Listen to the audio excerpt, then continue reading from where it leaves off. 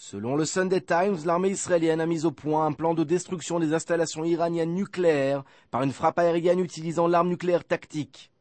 Olivier Rafovitch est revenu sur cette information controversée et nous explique de quoi il en retourne. Il y a deux choses. La première chose, c'est que le Sunday Times n'est pas la première fois d'ailleurs que ce journal important britannique sort avec des informations qui sont exceptionnelles, voire même extraordinaires, sur la sécurité israélienne, sur des choses qui ont trait à la défense israélienne.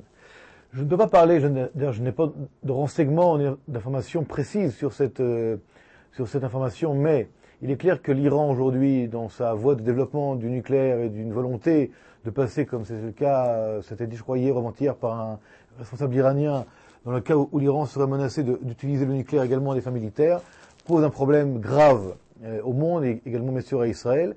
Donc il n'est pas impossible que des gens ici et là s'expriment et que ces paroles, ces rencontres font également la une des journaux sans pour ça que ce soit la position d'Israël officiellement. À partir du moment où une telle information se trouve divulguée, nous avons interrogé Olivier Rafovitch sur la légitimité que nous pouvons donner à une information de la sorte. Encore une fois, le Sunday Times est un journal qui est connu pour ses informations on va dire exceptionnelles, scoop entre guillemets, sur la sécurité israélienne. Du côté israélien, évidemment, il n'y a pas de réaction, ça ne peut pas être une réaction. Du côté iranien, aujourd'hui, les réactions sont toujours les mêmes, qu'Israël est un pays qui veut la guerre au Moyen-Orient et qui est prêt à utiliser des armes non conventionnelles. En tout cas, ce que je pense qu'une telle information aujourd'hui produit une grande confusion et surtout fait beaucoup de mal à Israël, également aux pays et aux États qui veulent faire face à l'Iran et penser à des actions politiques, diplomatiques ou autres face à l'Iran qui se nucléarise. Donc aujourd'hui, il est impossible de donner une légitimation à une telle information. En tout cas, il est impossible également de ne pas la remarquer. Elle fait aussi la une des journaux israéliens aujourd'hui.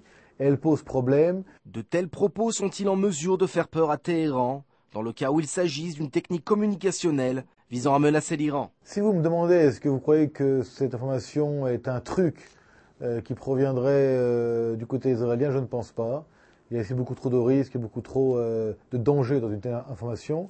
Mais une telle information, à mon avis, à mon humble avis, peut effectivement créer une certaine panique chez les leaders iraniens qui se rendent compte qu'il y a de l'autre côté des menaces et de l'autre côté d'informations bellicistes du côté iranien, des gens qui peut-être se préparent aussi à des actions contre eux.